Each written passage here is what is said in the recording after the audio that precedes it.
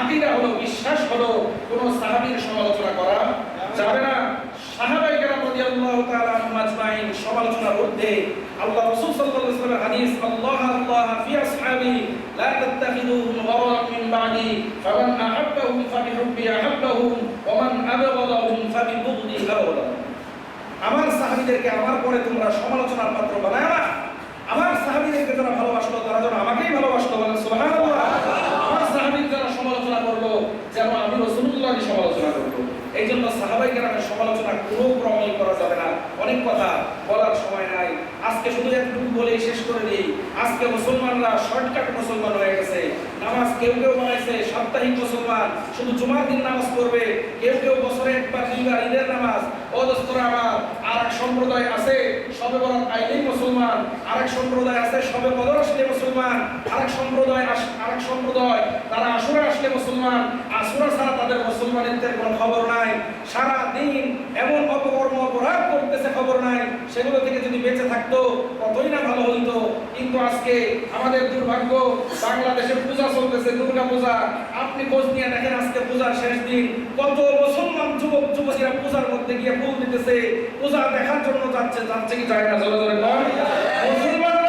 মুসলমানের সন্তানেরা হিন্দুদের পূজার মধ্যে যাওয়া আর বাংলাদেশের মধ্যে হিন্দুদের পূজা হওয়ার সমর্থন করা এক জিনিস নয়। আপনি আল্লাহ রাসূল সাল্লাল্লাহু আলাইহি সাল্লাম মদিনায় ইসলামী রাষ্ট্র কায়েম করেছিলেন। মুসলমানরা মুসলমানের আমল করত, ইহুদি খ্রিস্টানরা খ্রিস্টানদের আমল করত। কিন্তু কোন সাহাবী ইহুদিদের আমল দেখার জন্য পূজার মধ্যে যায় নাই।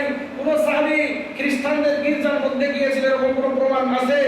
বাংলাদেশে অনেক ধর্মের মানুষ আছে, যার যার ধর্ম পালন করেন, তো কোনো অসুবিধা নাই। কিন্তু এই মুসলমানের সন্তান, তুমি কোনো খ্রিস্টানকে দেখবা না মসজিদে ওয়াজ শোনার জন্য আছে, তুমি কোনো হিন্দুকে দেখবা না, হিন্দু ধর্মের কোনো যুবককে তুমি মসজিদে ওয়াজ শোনার জন্য আনতে পারবে না। তোমার কি হইল? তুমি হিন্দুদের পূজা দেখার জন্য মন্দিরের মধ্যে যাও। মুসলমানের কোনো যুবতী মেয়েকে দেখবেন না কোনোদিন, মুসলমান হিন্দুদের কোনো যুবতী মেয়েকে কোনোদিন দেখবেন না কোরআন তেলাওয়াত করে। কিন্তু এই মুসলমানদের কন্যারা পূজার মধ্যে গিয়ে ফুল দেয়, আছে না নাই? ঠিক না ঠিক? জোরে বল। কি হইল তোমাদের মুসলমান? এই মুসলমান, তোমাদের কি এতটুকু তোমাদের আত্মমর্যাদা নাই? আত্মমর্যাদাহীন মুসলমান আত্মমর্যাদাহীন জাতি নয়, মুসলমান মর্যাদা সম্পন্ন জাতি। মুসলমানের মতো এত আত্মমর্যাদা সম্পন্ন জাতি দুনিয়ার বুকে আল্লাহ তাআলা দেন নাই। পূজা দেখতে যাওয়া দরকার নাই। আসলে তো পূজা দেখতে যায় না, যাই হলো ঢলাঢলি করতে। ঠিক না ঠিক? জোরে জোরে বল।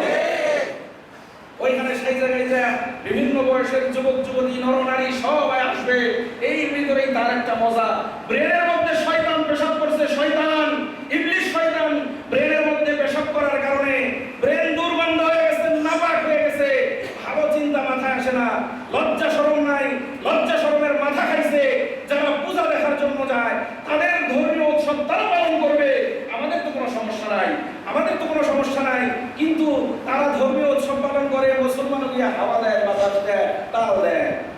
আল্লাহ তাআলা আমাদেরকে হাওয়া দেওয়া থেকে, বাতাস দেওয়া থেকে বিরত থাকার তৌফিক দান করুন। সকলে বলেন আমিন। আরো জোরে বলেন আমিন। একটা মুসলমান যুবক যুবতী এইখানে যদি কেউ থাকে, কোন যুবক ভাই যদি থাকে, আজকে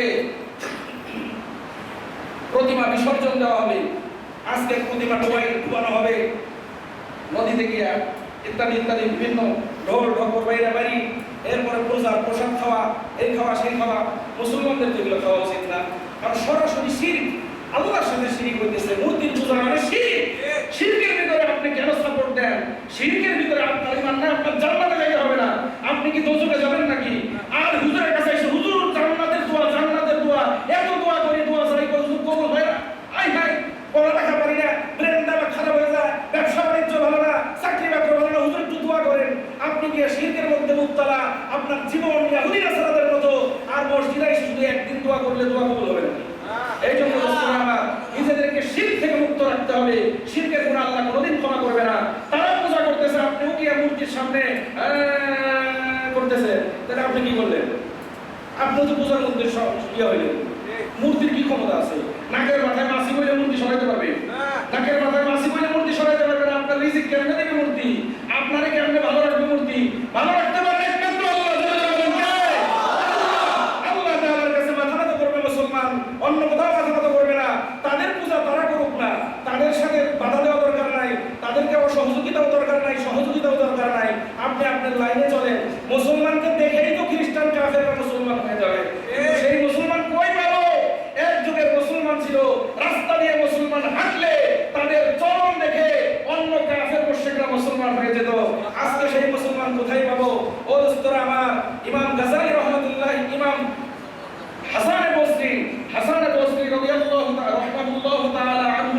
সাহাবায়ে কেরামের কিছু সময় পরের যুগের উনি তাবেঈ ছিলেন, অনেক সাহাবীকে উনি দেখেছেন।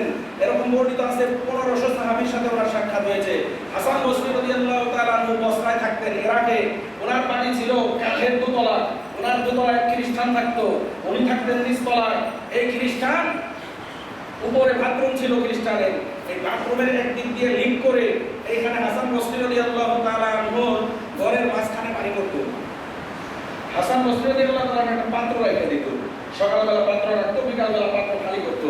কোনোদিন খ্রিস্টানরা বলে না, এই খ্রিস্টান তোমার পেশাবের পানি পড়ে ঘরের মধ্যে সরাও, কোনোদিন বলে না। শেষ বয়সে এসে এই খ্রিস্টান লোক হাসান বসরির বাড়িতে ভাড়া থাকছে 20 বছর। কয় বছর? 20 বছর পরে শেষের দিকে হাসান বসরি রাহিমাহুল্লাহু তাআলা অসুস্থ হয়ে গেলেন। অসুস্থ হয়ে যাওয়ার পরে যেহেতু তিনি প্রতিবেশী একই বাড়িতে থাকেন, দেখার জন্য আসলেন হাসান রাদিয়াল্লাহু তাআলার ঘরে। আসার পরে দেখলেন ওনার ওই যে কাঠের ফাঁকা দিয়া এখানে পেশাবের ফোঁটা ফোঁটা পড়তেছে। এবার খ্রিস্টানের মধ্যে ভাবান্তর হয়ে গেল। খ্রিস্টান জিজ্ঞাসা করলে, হাসান আপনার এই ঘরে যে পানি পড়তেছে তো আমার বাথরুমের পানি? বললেন, হ্যাঁ জি।